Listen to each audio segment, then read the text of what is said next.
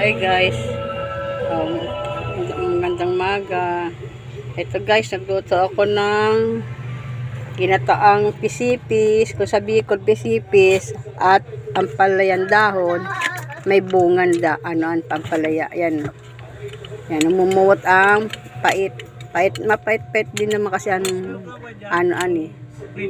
pisipis. Kaya siya, match siya sa mga ampalaya at saka dahon ng ampalaya. Yan guys. Yan, may tsaka may sili. Yan guys. Yan ang ulam namin. Lutong Bicol. Yan. Try nyo. Masarap po ito. Yan. Ampalaya na may dahon ng ampalaya.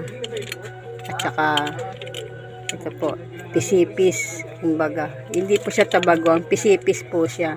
Isang klaseng suso. Yung mapait siya pag pero masarap po siya. Yan, combination po yan sa ampalaya, dahon at saka bunga. Okay po guys, salamat po sa panood. Pasensya na po, ngayon lang ako nakapag uli.